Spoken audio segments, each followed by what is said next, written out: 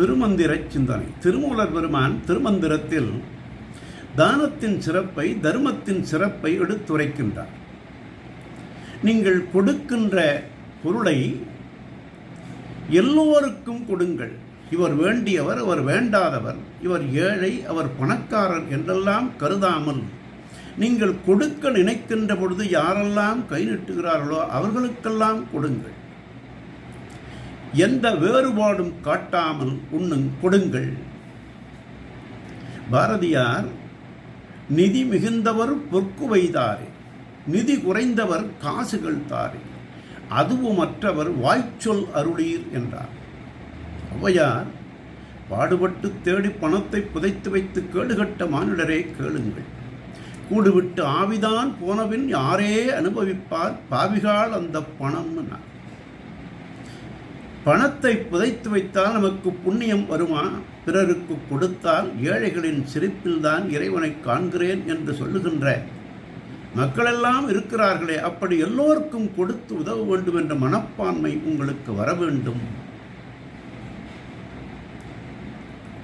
வையிற்கடிவதி கதிர்வடி வேலோனை வாழ்த்தி வரிஞர்க்கு என்றும் நொய்யில் பிளவளவேனும் பகிர்மின்கள். வெய்யிற்கு ஒதுங்க உதவா உங்கள் வெறு நிழல் போல் கையில் பொருளும் உதவாதுகான் கடைவழிக்கே என்று அருணகிரியார் பாடுவார். பட்டினத்தாரோ காதற்ற ஊசியும் வாராதுகான் கடைவழிக்கே என்று பாடினார். பட்டினத்தார் எவ்வளவு மிகப்பெரிய செல்வந்தர்! கடைசியில் அவர் எழுதியது அல்லவா மிக உண்மையான கூற்று. அப்படி தடுங்கோள் மனத்தை விடுங்கோள் வெகுளியை தானம் என்றும் இடுங்கோள் அருணகிரியாரே பாடுகிறார். அப்போதுதான் கொடுங்கோபச் சூரனை துளைக்க வைவேல் விடுத்த விடுங்கோன் அருள் வந்து உமக்கு வாய்க்குமே என்று பாடுகிறார். ஒல்லும் வாயெல்லாம் அரவணை ஓவாதே செல்லும் வாயெல்லாம் செயல் என்றார் தெய்வப்புலவர். செல்விருந்தோம்பி வருவிருந்து ஓம்புவான் நல்விருந்து வானத்தவர்க்கு என்று சொல்வதைப் போல திருமூலர் சொல்கிறார், பார்த்திருந்து உண்மின்.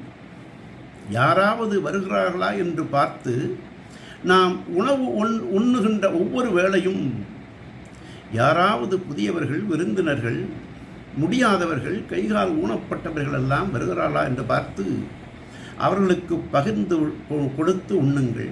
பகுத்துண்டு பல்லுயிர் ஓம்புதல் என்று தெய்வப்புலவர் வாக்கு. காணார் கேளார் கால் முடப்பட்டோர் என்று மணிமேகலை கூறுவது போல ஊனமுற்றவர்களுக்காவது கொடுத்து உதவுங்கள். இதெல்லாம் தர்மத்தின் சிறப்பு. தர்மம் தலைகாக்கும் என்பது வழக்கு. பார்த்திருந்து உண்மின் பழம்பொருள் போற்றன்மின்.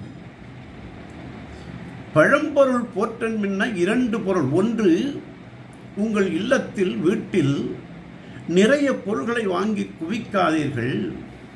அப்படி நிறைய பொருள்களை குவித்தால் அது பழகுவதற்கு கடந்து அது பழம்பொருள் ஆகிவிடும், உங்கள் வீடும் தூய்மையற்றதாக மாறிவிடும் என்பது ஒரு பொருள். இன்னொரு பொருள், உங்களுடைய முன்னோர் தேடி வைத்த செல்வத்தை நீங்கள் குந்தி தின்னாதீர்கள். குந்தி தின்றால் குன்றும் மாளும் என்பது வழக்கல்லவா? நீங்களும் தன் முயற்சியோடு சம்பாதித்து பிறருக்கும் கொடுங்கள் என்று ஒரு பொருள். ஆகவே பழம்பொருள் போற்றன்பின் பார்த்திருந்து உண்மின் பழம்பொருள் போற்றன்பின் வேட்கை உடையீர். வேட்கைனா ஆசை, விருப்பம். சிவபெருமான் மீதும் இறைவன் மீதும் பற்று கொண்டிருக்கின்ற நீங்கள்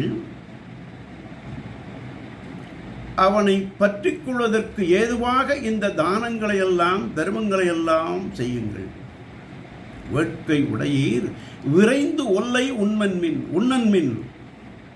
ஒல்லைன்னா வேகமாக. வேகமாக உண்டால் உடலுக்கு தீங்கு விளைவிக்கும். நொறுங்க தின்றால் 100 வயது என்று ஒரு வழக்கு. வேகமாக சாப்பிட்டால் உடல் நலம் கெடும், நொறுங்க தின்றால் 100 வயது வாழலாம் என்று ஒரு பொருள்.